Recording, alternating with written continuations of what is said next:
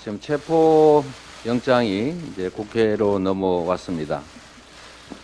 많은 분들께서 이 구체적인 내용이 뭔지 매우 궁금해하실 것 같기도 하고, 하루 이틀도 아니고 지금 수년간 똑같이 반복되는 논란인데 여전히 재탕 삼탕이 이루어지면서 뭔가 새로운 일이 있는 것처럼 이렇게 조작과 왜곡이 발생하고 있습니다. 그래서 오늘은 검찰이 청구한 체포영장에 대해서 제 입장을 좀 말씀드리려고 합니다. 정치라고 하는 것은 언제나 말씀드리는 것처럼 국민으로부터 권한을 위임받은 정치인들이 그 권한을 활용해서 국민들의 더 나은 삶을 만들어가는 것입니다. 대통령, 국회의원, 시도지사 할 것 없이 국민에게 고용된 일꾼이지 국민을 지배하는 통치자가 아닙니다. 주어진 권력을 국민과 국가를 위해서가 아니라 사적 이익을 위해서, 또 정적의 제거를 위해서, 권력의 강화를 위해서 남용하는 것은 범죄 행위다라는 말씀을 다시 한번 드립니다. 저는 윤석열 정권과 이 여당을 보면 이분들이 대체 하고 싶어 하는 일이 뭔지가 궁금할 때가 많습니다. 더 나은 세상, 국민들의 고통을 덜고 더 국민들이 행복한 그런 세상을 만드는 것이 목표가 아니라 민생과 경제, 안보 문제에는 전혀 관심도 없이 어떻게 하면 권력을 더 강화할까? 어떻게 하면 권력을 더 남용해서 사적 이익을 취하고 자기 집단의 이익을 취할까에 골몰하는 것 같습니다.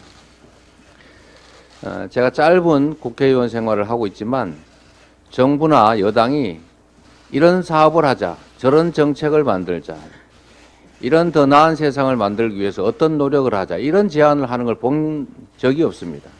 오히려 반대로 야당이 하려고 하는, 다수당으로서 야당이 책임지고 하려는 일들에 발목을 잡고 있습니다. 야당을 발목 잡는 여당, 대한민국 정치사에서 정말로 보기 드문 흔치 않은 장면이라고 생각됩니다. 지금도 정말로 경제가 어렵고 민생이 어렵고 또 한반도에 전운이 들이우는 이런 위기의 상황에서도 그 문제 해결보다는 어떻게 하면 야당을 파괴할까? 어떻게 하면 정적을 제거할까? 어떻게 하면 다음 선거에 유리하게 하기 위해서 구도를 바꿀까? 여기에만 골몰하고 있습니다. 법치를 빙자한, 법치의 탈을 쓴 사법 사냥이 일상이 되고 있습니다. 여기 언론인들 많이 계시지만 어제 강진구 기자라고 하는 소규모 인터넷 언론의 그 기자가 두 번째 구속영장이 청구돼서 다시 또 기각되는 일이 벌어졌습니다. 우리가 많은 정치적 탄압을 봐왔지만 보도를 이유로 압수수색을 하고 또 구속영장을 청구하고 기각됐다고 다시 재청구하고 이런 일들을 본 적이 없습니다. 법치의 탈을 쓴 사법 사냥이 일상이 돼가고 있는 폭력의 시대입니다. 정치는 사라지고 지배만 난무하는 그런 야만의 시대가 다시 도래하고 말았습니다.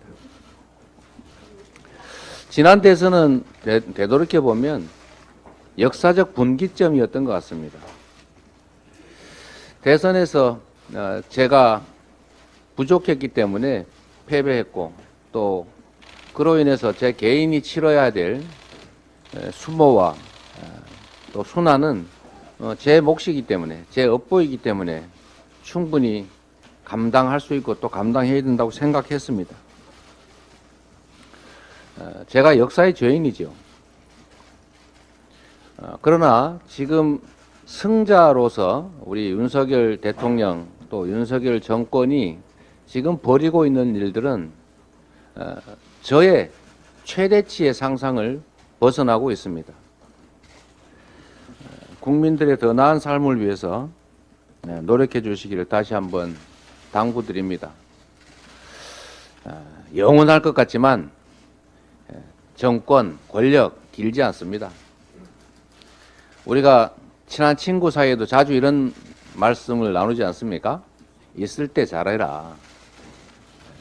영원하지 않다는 점 생각하고 또 나중에 후회되거나 아니면 회한 생길 일보다는 보람을 느낄 일들을 찾아가는 것이 어떻겠냐라는 그런 말씀을 한번 드립니다.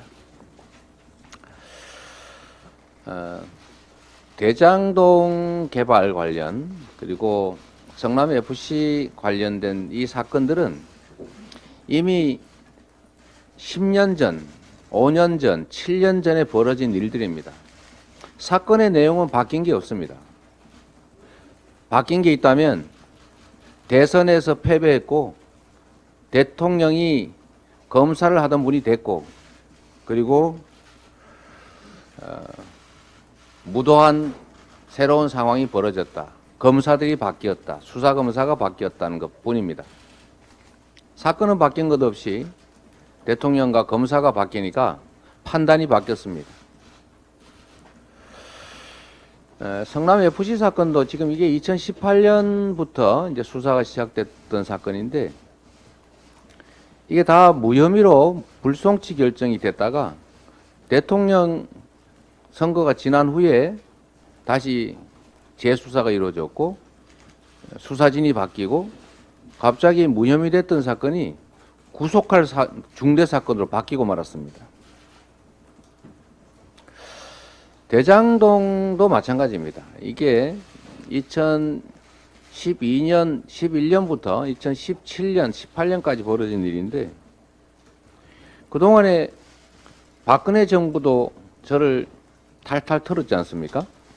여러분도 혹시 보셨을지 모르지만 녹취록 있지 않습니까? 정영학 녹취록 무려 1300페이지에 이르는 정말 사소한 대화, 통화까지 다 녹음되어 있는 그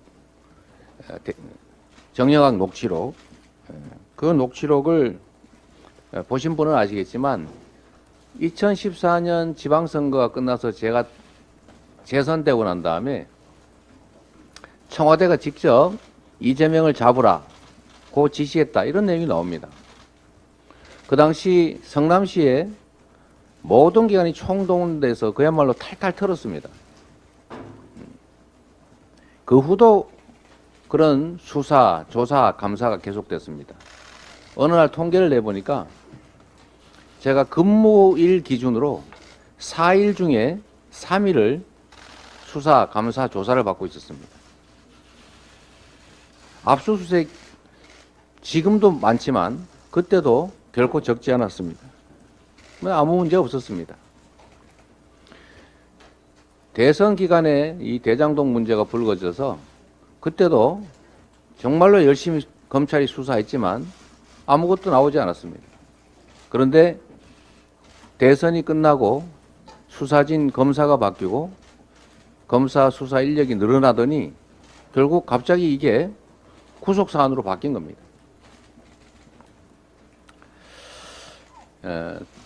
지금 여러분들 우리 국민 여러분께서도 보셨겠지만 그 구속영장 내용에 보면 이런 내용이 많이 나옵니다. 이 구속영장을 가지고 누가 그렇게 얘기하더군요. 이재명이 없는 이재명 구속영장이라고. 주어에 이재명이 거의 없습니다. 누가 뭐라고 하는 말을 들었다. 이재명이 뭐라고 하는 말을 했다고 하는 말을 들었다. 그러면 당연히 이렇게 조사해야 되는 거 아닙니까? 이재명이 FC 후원을 요구했다고 하는 말을 A라는 사람이 하는 거를 B가 들었다. 이러면 B를 조사해서 네, B가 A가 그러는데 이재명 시장이 후원을 요구했답니다. 그러면 이 A를 조사해야 되겠죠. 그래서 언제 어디에서 이런 말을 한 적이 있냐 이렇게 물어봐야 되는데 그거 물어보지 않습니다. 누구 아냐? 이렇게만 물어보고 말아버리는 거죠. 저한테도 물어봐야 될 거 아닙니까? A한테 이렇게 말한 일이 있냐? 저한테도 묻지 않았습니다. 그냥 이재명이 A에게 이렇게 말했다는 말을 B가 들었다. 이게 영장 내용입니다.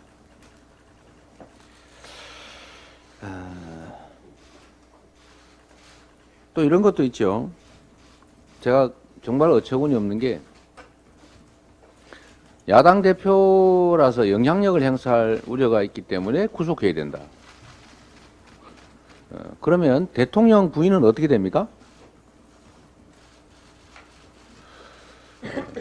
구속해야 될 이유가 더 커집니까?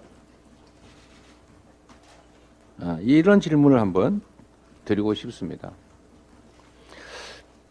이 사건 내용 중에 핵심적인 부분인데 제가 관련 업자들에게 이미 사업 인가를 내준 후에 추가 부담을 시킨 게 논쟁거리입니다. 그랬더니 이 추가 부담을 시켰다고 우리 김만배 또는 이성문 이런 분들이 저를 공산당 뭐 등등으로 욕했다고 전 법정에서도 진술한 바가 있고 2019년 법정에서 진술한 바가 있고 그 후에 어떤 전직 언론인과 사적 대화를 한 녹음이 공개가 되지 않습니까? 욕했다. 공산당 같은 XX, X 같은 뭐 땡땡 이렇게 욕했다고 하는 게 보도가 되고 그게 육성으로도 알려졌는데 그게 제가 증거인멸할 증거라고 하지 않습니까? 이런 어처구니 없는 영장 내용들을 보면 이게 판사를 설득하기 위한 영장이 아니라 대국민 선전전을 위한 선전문이다. 이런 생각이 많이 들었습니다. 마치 국민의힘 성명서 같은 그런 내용이라는 느낌을 가졌습니다. 그리고 이 수사 과정도 한번 보신 분은 아시겠지만 저를 뭐 서면 조사할 수도 있고 소환 조사할 수도 있습니다만 이걸 굳이 소환 조사를 한 것도 그렇지만 뭐 거기까지는 인정합니다만 왜 2번, 3번씩이나 소환을 하느냐. 그럼 소환을 했으면 새로 소환할 뭐 충분한 이유가 있어야 되겠지요. 그런데 하루 종일 불러다 놓고 했던 질문 또 하고 단어의 의미가 뭐냐고 묻고 시간 질질 끌고 관련 문서들 읽어주고 이러느라고 시간을 보냈습니다. 결국은 이렇게 많이 소환을 당할 만큼 문제가 있다는 걸 보여주고 싶었겠죠.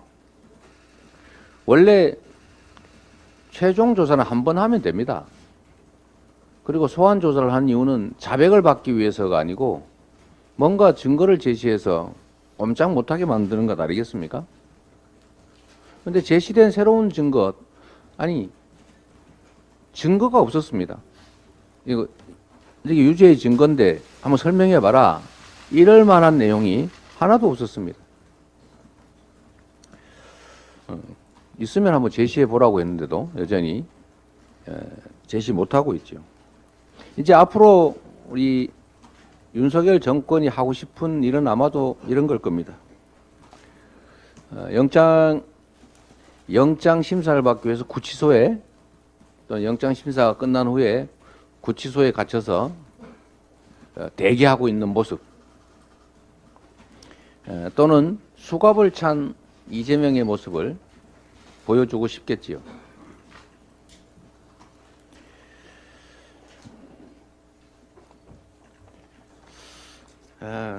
이 사건들의 내용에 대해서 간단하게 한번 여러분께 말씀을 드리려고 합니다. 자, 영장 내용을 보면 여기 계신 언론인들께서도 많이 보도하고 쓰셨는데 이재명이 돈 받았다 돈 받았을 것이다. 이런 내용 하나도 없습니다.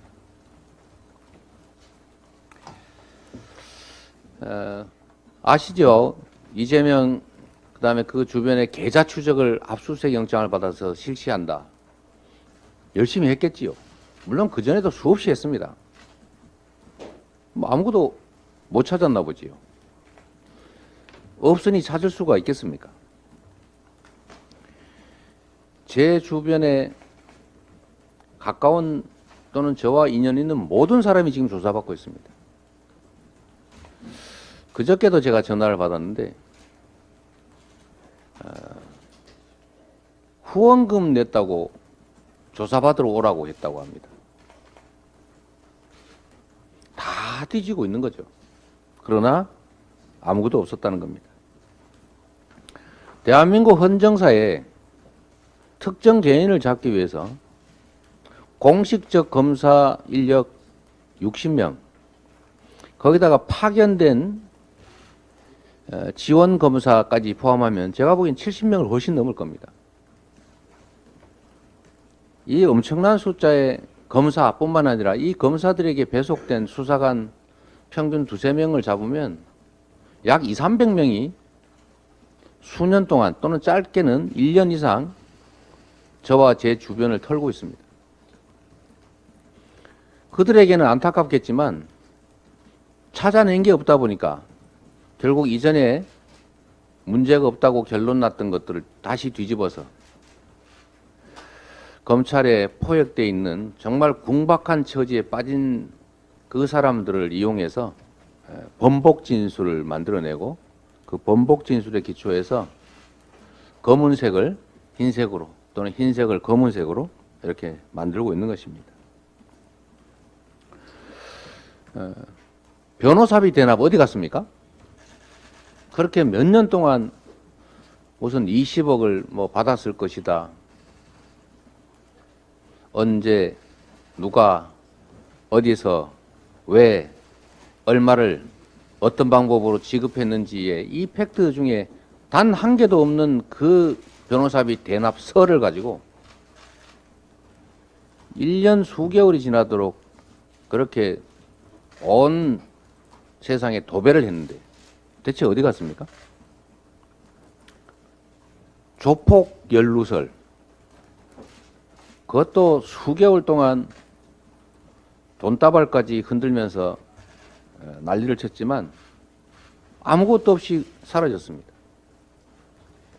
약간 먼 얘기이긴 하지만 종북 자금 지원설, 청소회사에 종북의 자금 줄 역할을 했다. 종북의 자금줄 역할을 했다. 이것도 다 어딘가 사라졌죠. 우리 언론인 여러분들께서도 윤리강령이라고 하는 게 있다는 얘기를 들었는데 침소봉대하면 안 된다. 견강부회하면 안 된다. 의혹을 보도하는 게 아니라 진실을 보도해야 된다. 근거 없는 의혹을 확인 안 하고 보도하면 결국 허위 가짜뉴스를 유포하는 것밖에 더 되겠습니까? 언론을 입법, 사법, 행정에 이어서 제4부라고 불리는 이유를 한번 환기해 주시기를 부탁드립니다.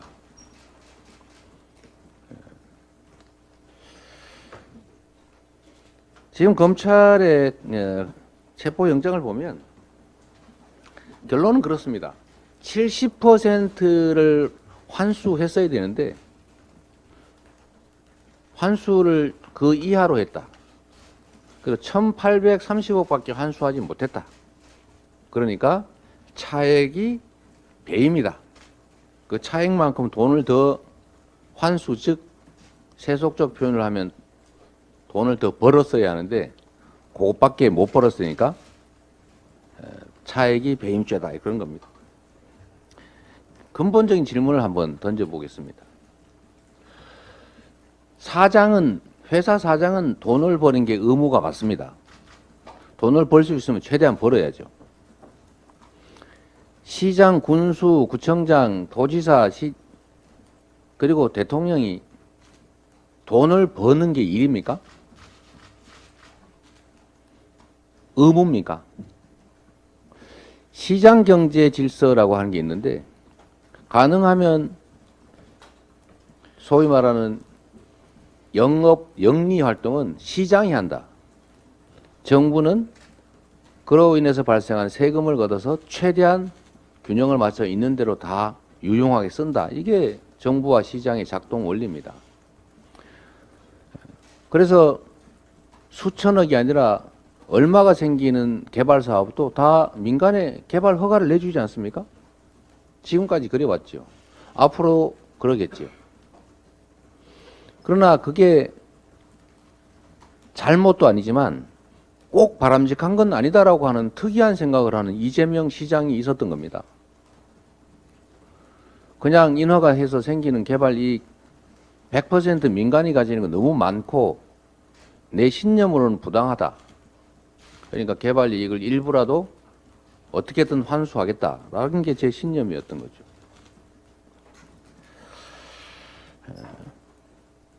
LH가 이 대장동을 공공개발을 하고 있었는데 이명박 대통령이 공식적으로 이렇게 지시를 했습니다. 민간과 경쟁하지 말라. LH는 민간이 하지 않는 영역의 일을 해야 된다. 즉 수익이 많이 발생하는 일은 하지 마라. 그런 건 민간에 맡기고 수익이 생기지 않는 일을 하는 게 공사가 할 일이다. 이렇게 지시를 했습니다. 그리고 국민의힘의 신영수 전 국회의원이 당시 국토위 국정감사에서 똑같이 얘기했습니다. 공사가 대장동 사업 하지 마라. 포기해라. 이명박 대통령 말씀도 있지 않느냐. 뭐 이런 취지의 얘기를 해서 그래서 LH가 몇 개월 후에 이를 포기했는데 이 얘기를 한 이명박 대통령이 지시한 그 시점 그다음에 국토위에서 신영수 전 국회의원이 이 지적을 한 그 시점부터 대장동 일당들이 저축은행에서 빌린 돈을 가지고 해당 지역의 땅을 대대적으로 사기 시작했습니다. 여러분 한번 생각해 보십시오. 그리고 제가 당선된 후 취임 3일 전에 LH가 이 대장동 공공개발을 포기했는데 그러면 여러분 공공개발 포기한 LH는 그냥 배임죄도 아니고 배임 할배죄입니까? 그냥 배임도 아니지 않습니까? 뭐 공공개발하다 포기해버렸는데 민간개발하라고. 그 LH한테 공공개발 포기하라고 시킨 국회의원 대통령은 배임 교사죄입니까? 부산 LCT 여러분도 너무 잘 아시지 않습니까?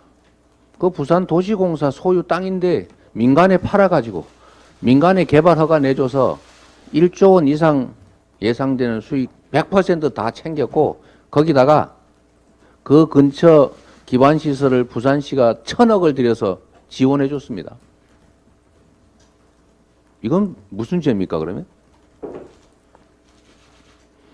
양평 공흥지구 우리 윤석열 대통령 장모께서 뭐 회사 만들어서 했다는 얘기를 들었는데 이것도 LH가 임대 사업하던 사업지구입니다. LH가 포기하니까 그 자리에 아파트 사업해서 수백억 벌고 단 한 푼도 환수된 게 없다는 거 아닙니까? 그러면 양평 군수는 무슨 죄입니까? 하나도 환수 안 했는데. 그 외에 수없이 많은 지역에 개발 허가를 해주고 한 푼도 환수 안 한 그런 사업들은 전국의 시장 군수, 시도지사들이 전부 배임죄 저지르고 있는 것입니까? 우리 국민 여러분께서 한번 판단해 주시기를 부탁드립니다. 왜 이재명은 민간개발 허가 안 하고 공공개발도 안 하고 민간 합동개발을 했는데 5,500억밖에 환수 못했냐. 제가 민간개발을 했더라면 배임죄 됐을까요? 논란이 생겼을까요? 100% 민간에 주고 한 푼도 환수를 안 했다면 배임죄라고 문제 삼았겠습니까? 한번 생각을 부탁드립니다. 그리고 영장에 보면 제가 대장동 일당들하고 짜고 즉 공모를 해서 일부러 복잡하게 절차를 만들어가면서 실상은 사업권을 줘서 돈을 벌게 만들어줬다. 뭐 그런 내용입니다. 자, 이게 우리 이 장면을 지켜보시는 국민 여러분께서도 한번 생각해 보십시오. 우리 국민 여러분께서 내가 시장이다 이렇게 생각하고 어떤 업자하고 짜고 그 업자한테 개발 이익을 주기로 마음 먹었습니다. 제일 좋은 방법이 뭡니까? 그 개발업자들이 원하는 대로 민간개발 허가 내줬으면 깔끔합니다. 민간개발 허가 내줬다고 아무도 뭐라 하지 않습니다.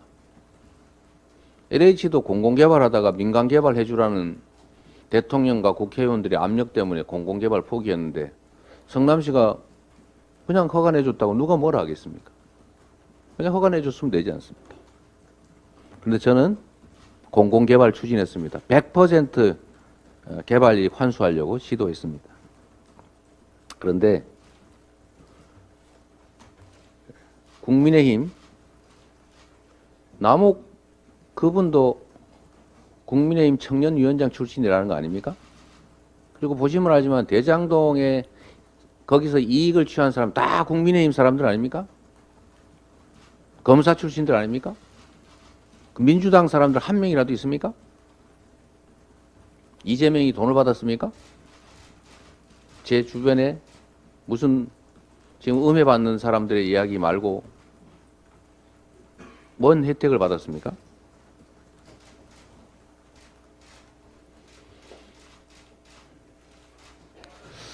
그래서 한번 판단을 해보시라는 말씀이고, 두 번째로는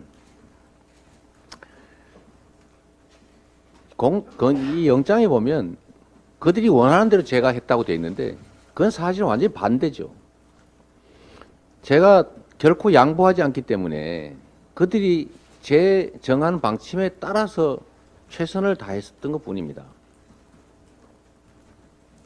국민의힘에서 계속 방해를 하니까 지방채 발행도 거부하고 공유재산 관리 계획도 거부하고 왜 시가 나서 돈을 벌라 그러느냐. 돈 버는 거는 민간에 맡겨야 된다. 이거 시장경제 위반이다. 뭐 이런 주장들이 난무했습니다. 시는 돈 벌면 안 된다. 그 사업하다가 시 파산난다. 이런 이유로 국민의힘 다수당이라서 거부를 했기 때문에 성남시 100% 공공개발을 할 수가 없었습니다. 그러면 포기합니까? 보통 같으면 포기했겠죠.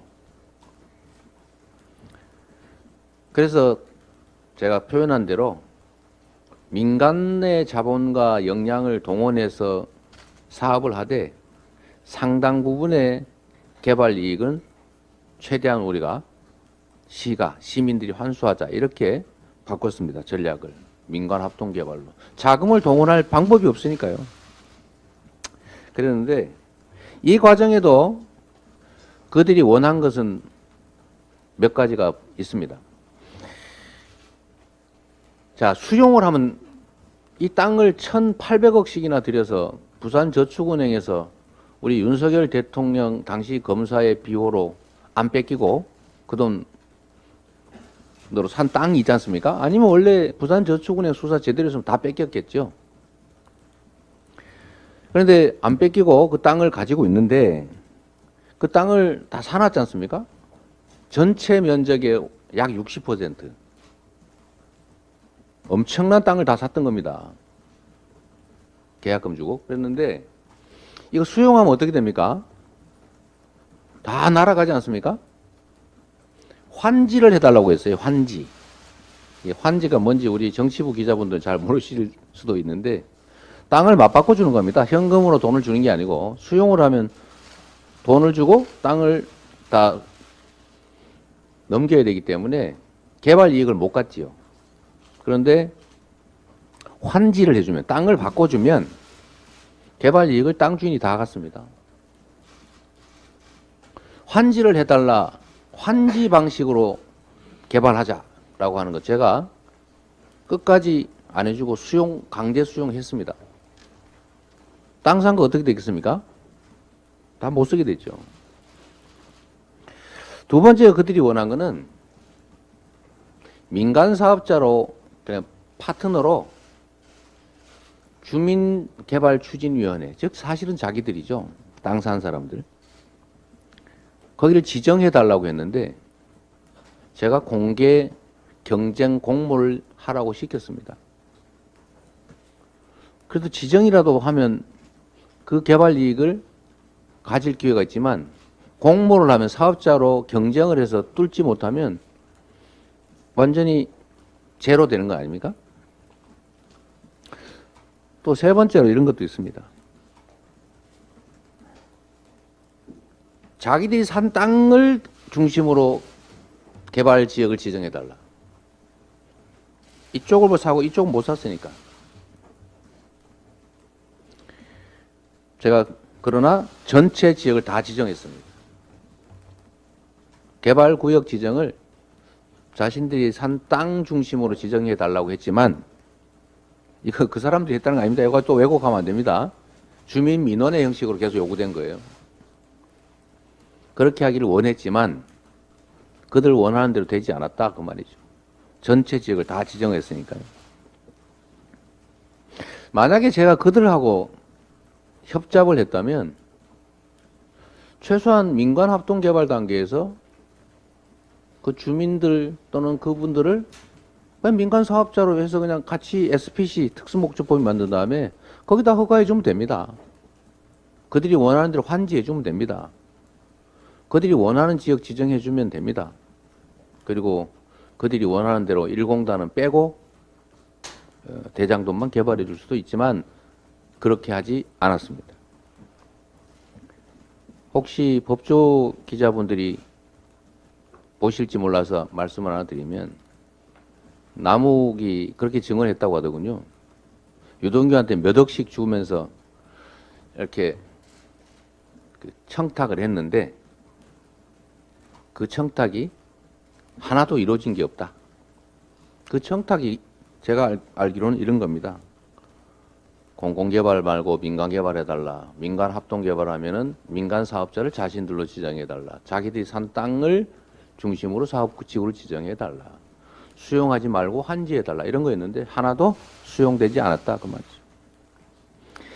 그리고 여러분도 녹취록이라고 하는 거 보시면 알지만 거기에 제가 공모를 하고 또는 어떤 사람이 저한테 이렇게 업자들이 원하는 게 이런 건데 해주기로 합시다. 그래서 그럽시다.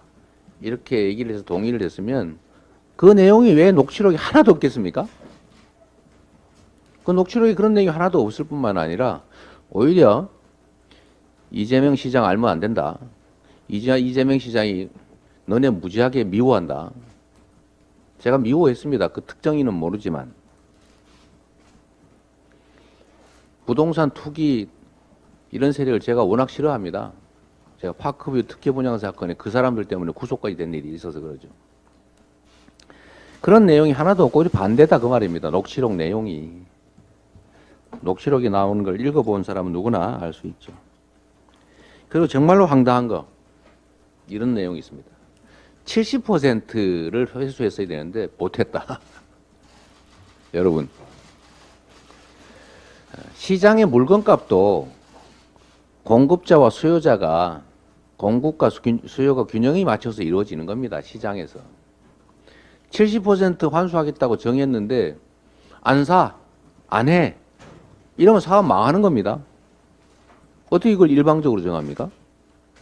제시하고 그쪽이 다시 응하고 그래서 협의를 해서 정하는 게 가격이죠. 그게 시장이죠. 근데 어떻게 70%를 무조건 회수한다고 정합니까? 1조 5천억 가까이 되는 거대 자금을 동원해서 해야 되는데 망하면 어떡합니까? 누가 하겠어요, 이거를? 이 70%라고 하는 것도 어디서 나왔나 이렇게 자세히 들여다봤더니 심사 과정에서 공사 직원이 그런 주장을 한 사람이 있었다고 합니다. 70% 영업이익의 70%를 주면 점수를 더 주고 60% 이하로 이렇게 떨어지면 점수를 좀 깎자. 이런 심사 기준 만들자. 이런 제안이 있었는데 이거는 확정 이익으로 가자라고 해서 안 했다고 합니다. 그 안에 내부에서. 근데 그 직원이 그런 제안을 한 사실이 있었기 때문에 70%가 기준이 된 겁니다. 앞으로 모든 기업들은 상대와 협상을 하거나 가격을 정할 때 검찰에게 물어보지 않고 하면 검찰이 생각하는 최대치와 실제 거래 가격의 차액만큼이 배임죄가 될 수 있다. 그래서 검찰에 반드시 물어보라 라고 제가 말씀드리고 싶어요. 검찰도 가격심사부 이런 걸 하나 두어가지고 범죄를 미리 막아주면 좋겠다는 생각이 듭니다. 그리고 성남시가 환수한 게 1830억밖에 안 된다가 영장 내용인데 검찰이 과거에 저를 5,503억 원을 환수했다라고 하는 게 거짓말이다라고 기소한 일이 있습니다. 그런데 그거 다 사실이다라고 해서 1, 2, 3심 대법원까지 무죄 판결을 받고 판결상 5,503억을 환수한 게 맞다라고 명시되어 있는데 1,830억만 환수했다고 영장에 버젓이 써놨습니다. 대법원 판결을 존중한다는 분들이 대법원 판결과 완전히 반대되는 그런 주장을 하고 있다 이 말씀을 드리고요. 그 다음에 왜 확정액으로 했느냐 이런 얘기가 거기 나옵니다. 비율로 했으면 이익이 늘어나는 만큼 더 수익이 성남시 몫 또는 도시공사 몫이 늘어났을 거 아니냐. 근데 못 늘어났으니까 확정으로 정한 게 배임이다. 이런 겁니다. 만약에 여러분 당시에 예측했던 것보다 경기가 나빠서 지금 1년 만에 이렇게 대한민국의 부동산이 완전히 급전직하했는데 이런 상황이 당시에 벌어졌다면 어떻게 됩니까? 예상 수익이 예상보다 많이 떨어졌다. 수익이. 그러면 성남시가 받을 게 없어졌겠죠? 이건 무슨 말이냐면 비율로 정하면 부동산 경기가 개선되면 이익이 늘어나지만 부동산 경기가 나빠지면 손해가 납니다. 경기가 좋아지면 유죄, 경기가 나빠지면 무죄입니다. 그래서 이 유무죄를 이 검찰 논리에 의하면 천공 스승 같은 분에게 물어야 합니다. 경기가 나빠질까요? 좋아질까요? 일반적 예측보다 좋아질 것 같습니까? 나빠질 것 같습니까? 꼭 물어봐야 됩니다. 잘못 예측하면 갑자기 범죄자가 됩니다. 사실 농담할 일이 아닌데 경기의 예측이나 비율로 할 것이냐 확정 방식으로 할 것이냐 이런 거는 정책 판단 또는 경영 판단의 영역이라는 것이 확고한 법원의 판례입니다. 왜 비율로 안 했냐라는 이런 주장 자체가 참 납득하기 어렵다 말씀드리고요. 그것도 영장 내용에 보면 무슨 뭐 정보를 유출을 했다 이런 얘기가 나오는데 정상적인 행정 처리를 한 겁니다. 누군가가 정보를 유출했겠지요.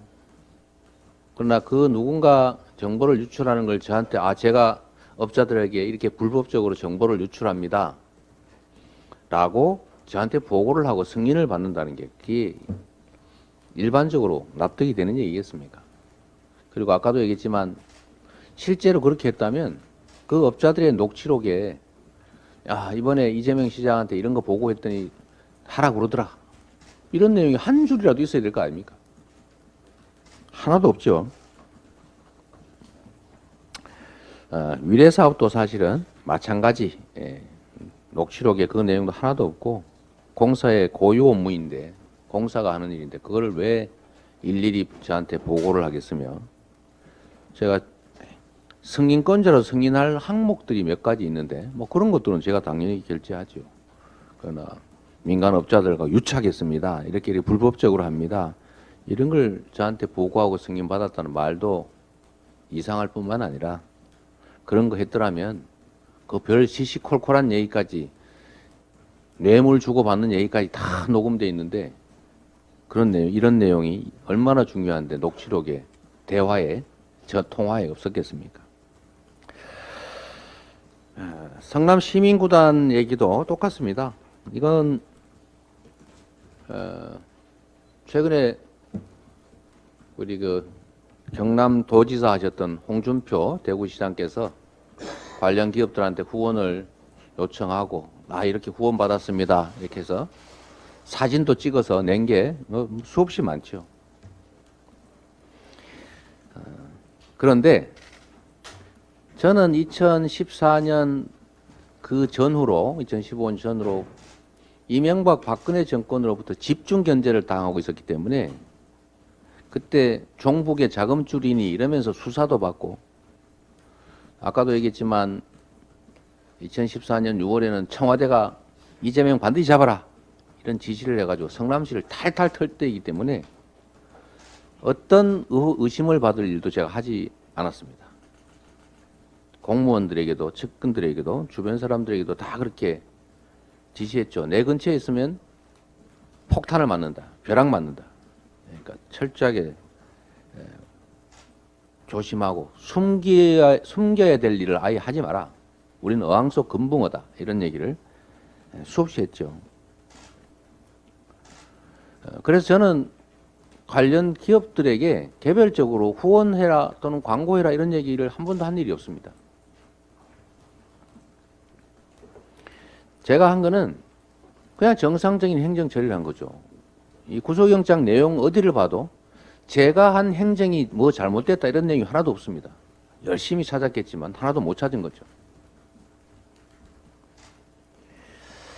두 번째로 성남FC는 미르재단하고 자꾸 비교를 하는데 미르재단은 개인이 만든 사설재단법인입니다. 그리고 그 미르재단의 손해와 이익은 개인에게 귀속되죠. 또 미르재단에 유입된 돈을 비정상적인 방법으로 빼다 썼습니다. 그런데 성남FC는 성남시 조례로 만든 성남시 산하기관이고 부족한 예산은 성남시 시민세금 즉 예산으로 다 메우는 그런 구조이기 때문에 손해와 이익이 다 성남시 즉 성남시민에게 귀속됩니다. 광고비가 늘어나면 성남시의 지원 예산이 줄어들 뿐이고 광고나 후원이 줄어들면 성남시의 지원 예산이 늘어나는 그런 관계에 있는 거죠. 그래서 이건 사유화가 불가능하다. 시장은 당연직 구단주의고 독립경영을 하기 때문에 이 구단이 광고를 유치하고 후원을 유치하는 것들은 시행정과는 분리되어 있는 것이죠. 그리고 공직자들이 여기서 어떤 혜택도 본 게 없습니다. 지금 오죽하면 이 FC의 예산을 이렇게 부정하게 썼다라고 검찰이 몇 년 동안 뒤졌는데 경찰과 검찰이 몇 년간 뒤졌는데 하나도 못 찾았죠. 왜? 없었으니까. 그래서 겨우 한 게 뭡니까?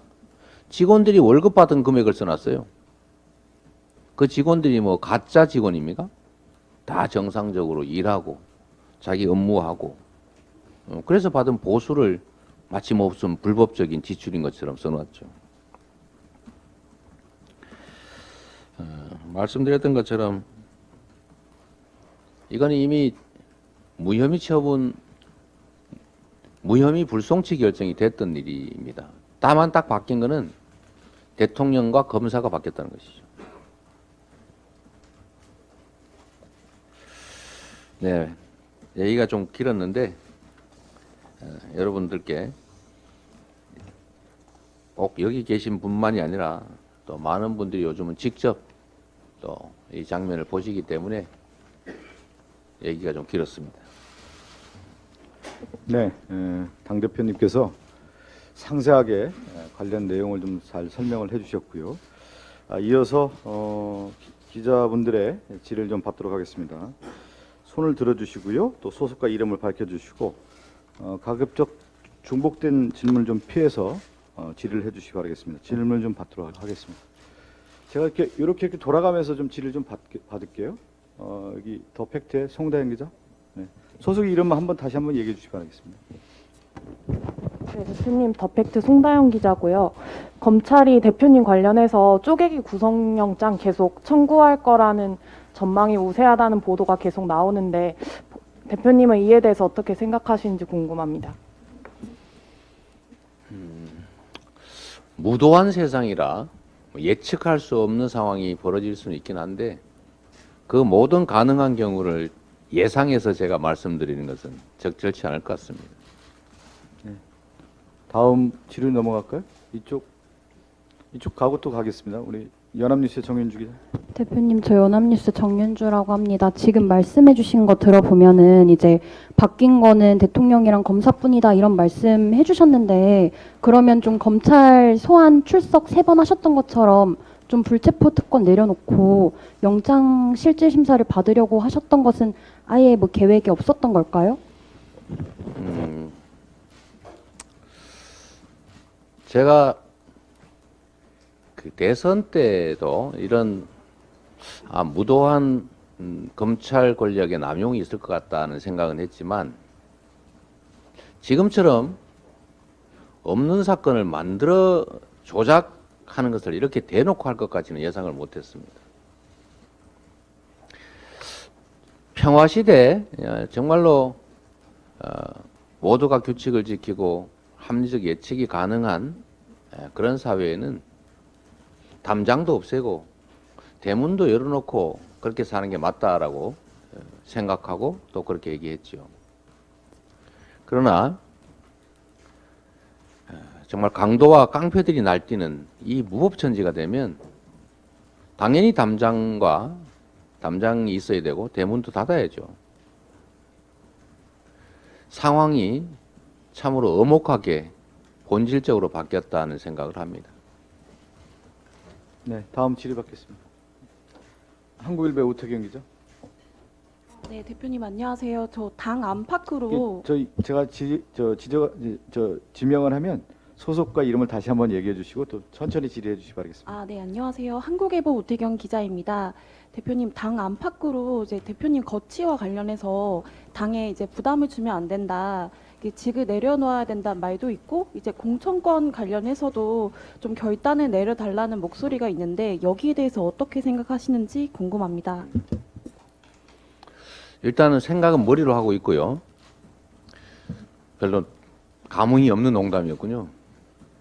예, 어떻게 생각하냐고 해서 뭐 당이나 정치 세계에는 생각이 다양한 사람들이 많습니다. 단일한 생각만 한다면 그거는 정상적 사회가 아니죠. 네, 질의 계속 이어가겠습니다. 예, 연합뉴스 나경열 기자. 네, 대표님 안녕하세요. 연합뉴스 TV 나경열입니다. 오늘 기자회견 주요 내용은 이제 검찰 논리를 정면으로 이렇게 비판을 해주셨는데요. 이게 이렇게 계속 비판을 하고 그 정보가 유통이 된다고 해도 이 뭔가 계속해서 사법 리스크라는 게 계속 남아 있는 상황에서 이게 당에 부담이 되고 좀 총선에까지 이게 불리하게 작용하는 거 아니냐라는 우려들이 좀 나오는데 이걸 확실히 떨쳐내고 좀 민주당을 아직 좀 시간이 남긴 했지만 총선에서 승리할 수 있는 이 사법 리스크를 완전히 털어낼 수 있는 방안이 있으시다면 어떤 게 있으실지 여쭙겠습니다.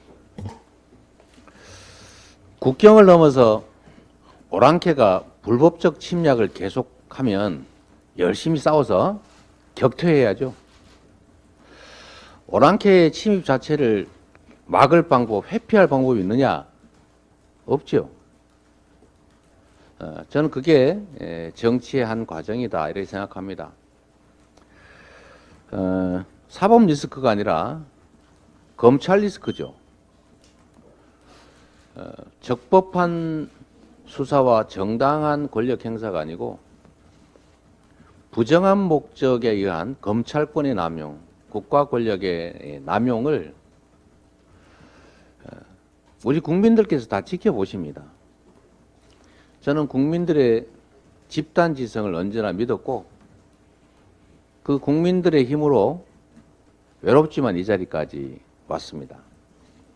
아무것도 가진 게 없었고 기득권과 싸우면서 끊임없이 수사받고 수배되고 구속되고 해왔지만 그러나 결국은 우리 국민들께서 이 자리까지 저를 끌어다 줬다고 생각합니다. 이 검사 독재 정권의 이런 무도한 폭력적 지배가 일시적으로는 성공하는 것처럼 보일 수 있지만 저는 결코 우리 국민들께서 이를 용납하거나 용서하지 않을 거라고 확신합니다. 제가 그 대변인으로서요 말씀드리면 오늘 당대표께서 구속영장과 관련해서 상세하게 하나하나 다 자세히 긴 시간 동안 설명을 드렸고요. 오늘 여기 기자분들께서도 가장 또 현안 중심으로 한 질문이 한 서너 개 나온 것 같습니다. 가장 관심 있는 분야에 대해서. 혹시 이외에 더 질의가 있다고 하면 한두 분만 더 받고 좀 마감을 할까 하는데요. 일단은 뭐 좀 더 더 말씀 받을까요? 들어보시죠. 네, 예. 알겠습니다. 그러면 OBS의 이혜진 기자. 예. 제가 앞에 쪽만 좀 일단 하게 된 뒤에 좀 나중에 한번 더 질의를 좀 드리도록 네. 하겠습니다. 한두 분만 더 받고요. 제가 말씀 좀 더 드리겠습니다. 들리나요? 잘 안 들리는데요. 네, OBS 이어진 기자입니다. 대표님 해명과는 좀 반대로 이제 검찰을 대장동을 어쨌든 중대한 지역 토착 비리로 규정을 하고 있는데 이 대장동 사업을 추진하시면서 민간 사업자 초과이익 환수 조항을 빼라고 직접 지시한 적이 있으십니까? 세부적인 내용에 대해서 여기서 논박하는 것은 적절치 않은 것 같고 검찰의 일방적 주장이 쓰인 것이 바로 이제 영장 내용이죠. 근데 영장 내용에 그런 내용 없는 것 같은데? 그렇죠? 영장 내용에는 그런 내용이 없었던 것 같은데? 있던가요? 영장에? 네. 어쨌든 구체적 사실에 대한 논쟁을 벌이면 끝이 없기 때문에 적절하지 않은 것 같고요. 검찰의 일방적 주장이 쓰여진 게 구속영장이다. 그리고 대체적으로 거기에 내용이 옳지 않다. 이런 말씀을 드립니다. 오늘은 이제 자, 잠깐만요. 예. 그리고 이 토착 비리라고 하는 황당한 주장을 하는데 이거는 검찰 비리입니다. 검찰 비리. 여기에 보시면 무슨 뭐 몇십억 뭐 집을 원가로 사고 무슨 퇴직금 뭐 등등으로 뭘 지원을 받고 고문료를 받고 이 다 특히 국민의힘과 관련된 전직 검사들 아닙니까? 그래서 이거는 검찰 비리라고 하는 게 꼭 굳이 규정을 한다면 적절하고 대한민국 행정사에서 25억 원 투자해서 5천 사실은 800억이 넘습니다만 이외에도 추가 환수한 게 있어서 약 6천억에 가까운 개발 이익을 환수한 사례가 있는지 아마 전무후무할 것입니다. 이게 어떻게 비리일 수가 있습니까? 네. 네. 뭐 좀 더 예, 뉴시스의 하지영 기자. 예. 마이크를 저 안쪽에 좀 주실래요? 뉴시스 기자에게. 네, 뉴시스 하지현입니다. 그 27일 본회의에서 대표님 체포동의안 부결될 가능성이 커 보이는데 향후 검찰이 기소해서 재판 나가게 되면 대표직 어떻게 수행하실 건지 사퇴도 고려하고 계시는지 궁금합니다. 역시 가정적인 상황이라는 질문이어서 지금 말씀드린 뭐 부적절한 것 같습니다. 네. 자, 그 JTBC의 배양진 기자 한번 질의드릴까요? 네.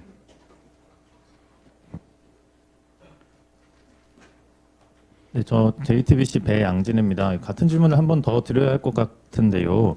가정적 상황에 대한 질문이라고 말씀하시기는 하셨는데 검찰이 기소하고 재판에서 사실을 다퉈야 할 것 같다고 대표님도 직접 말씀하신 적이 있으시거든요. 이때 대표직을 어떻게 수행할지 계획을 짜두셨을 것 같은데 그 부분에 대한 답변 다시 한번 좀 부탁을 드리고요. 그리고 구체적인 사실 논쟁 벌이기면 끝이 없다고도 말씀 주셨는데 지금 모두 발언한 45분간 구체적인 사실에 대해서 여러 가지 이제 말씀 주셨거든요.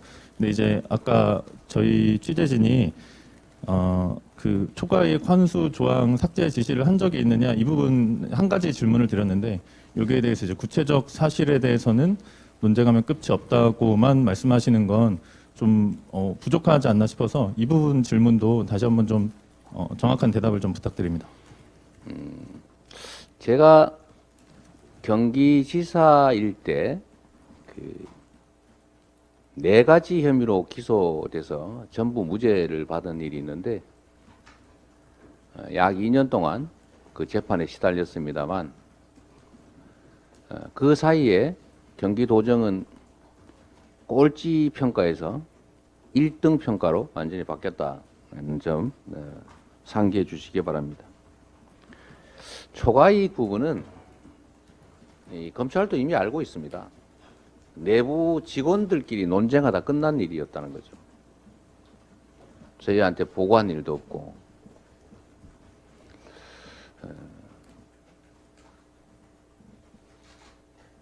성남시의 방침은 경기 변동에 영향을 받거나 또는 비율로 정할 경우에 이익을 줄이면 배당이 줄어들지 않습니까?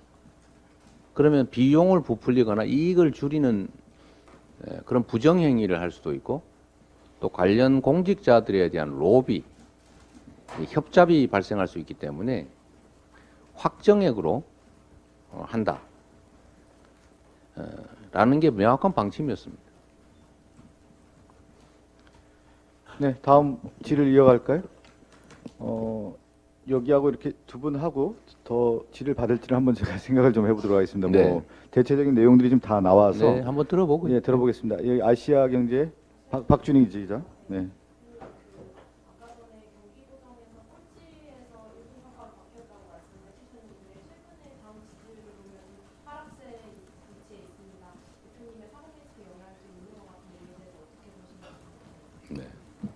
사법 리스크가 아니고 검찰 리스크. 네. 단어에 프레임이 들어있죠. 네. 지지율이 다시 올라오는 것 같은데? 네, 맞습니다. 네, 지지율은 지금 뭐 제가 지지율 얘기하는 게 적절치가 않은데 언제나 말씀드리는 것처럼 큰 흐름 중에 표면의 출렁임 이런 거에 일희일비하면 안 된다라는 말씀을 좀 드리고 싶어요. 지금은 특히 국민의힘이 전당대회 중이어서 소위 컨벤션 효과, 이 관심이 높아지고 특히 여론조사는 전화를 하는데 열성 지지자들이 전화를 많이 받지 않습니까? 어쨌든 그런 점들을 고려하면 저는 추세적으로 떨어진다는 얘기가 동의가 잘 안 됩니다. 판단은 각자 할 수 있는 거죠. 오늘 지지율 다시 한번 확인해 주시기 바라겠습니다. 박 기자. 예. 여기 전자신문이죠? 최영청 기자. 예. 전자신문 최기창 가까이 기자입니다. 있는 분들만 자꾸 하고 있어요. 아니 그죠? 저쪽에 손을 들게 하는데요. 네. 아무래도 이 알았습니다. 중심으로. 네, 전자신문 최기창 기자입니다. 지금 어쨌든 대장동 같은 경우에는 정치적으로 대표님이 가장 먼저 내세웠던 성과 중에 하나였는데 네. 이거를 좀 흠집내는 방식으로 검찰이 지금 조여온다는 판단이 드는데 이거에 대해서 좀 어떻게 생각하십니까? 이것도 뭐 정치의 일부겠죠. 저는 제가 관할하던 직원 중에 일부가 이렇게 오염이 돼서 그 부정행위에 연루된 점에 대해서는 뭐 전에도 말씀드렸지만 제 부족함이고 제가 책임져야 될 부분이라고 생각합니다. 그러나 명백한 사실은 성남시의 이익을 최대한으로 확보했다. 그리고 부동산 개발업을 하시는 분들이나 또 이 일에 관심이 있거나 내용을 아시는 분들은 정말로 잘 만들어진 개발 환수 유형이다라고 합니다. 이게 저는 성과라고 여전히 생각합니다. 생각하고 말씀드렸던 것처럼 제가 민간업자들한테 이거 주려면 그냥 허가해 줘버리면 그만이고, 특히 제가 추가로 부담을 시킨 것에 대해서 김만배 씨나 이런 사람들이 욕설을 퍼부을 뿐만 아니라 녹취록, 정의학 녹취록에도 나오는 것처럼 부당하게 이재명에게 그 부담을 강요당했으니까 몇 년 지난 다음에 소송해서 되찾자, 이런 작전을 하고 있는 녹음도 있습니다. 만약 그들이 억울하게 저한테 뺏겼다고 생각하지 않으면 그런 작전을 할 리가 없잖아요. 어쨌든 그런 점들은 우리 국민의힘이나 또 이 집권 세력이 후한무치하게 이 적반하장 행동을 너무 잘하기 때문에 검은색도 흰색으로 만들고 또 가짜 뉴스 만들어서 본질을 호도하는 일이 너무 많고 또 일상적으로 성공하기 때문에 이 점도 일부 성공하는 것 같지만 저는 결국 국민과 역사가 평가할 것이다라고 생각합니다. 국민 집단 지성이 그렇게 어리석지 않다는 걸 언제나 믿죠. 네, 뭐 한두 분만 더 할까요? 한 분만요? 네, 세계일보의 배민영 기자. 한 분만 하고 좀 마무리를 하겠습니다. 네. 뭐 지금 제가 뭐 볼 특별한 게 때는 없네요. 예. 현안 관련 내용까지 다 거의 다 질의가 나왔기 때문에 한 분만 더 받고. 예.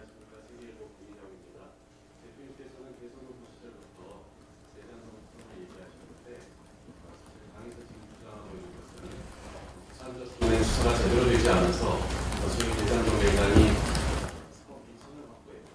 그래서 지금 이 사건이 벌어졌다. 이렇게 이제 진단을 하고 계십니다. 근데 대선 후보 시절에는 처음에는 대장동 특검에 대해서 부정적이었던 것으로 기억을 하고 있고 나중에 입장을 바꾸셨습니다. 지금 이렇게 이제 상황이 벌어지고 나니 그 당시의 입장이 좀 후회된다거나 아쉬웠다 이런 생각이 좀 드시는지를 여쭤보고 싶습니다. 제가 대장동 특검을 부정했던 기억이 있는지 잘 모르겠네요. 그 확실한가요? 한번 저도 한번 체크해 봐야겠는데.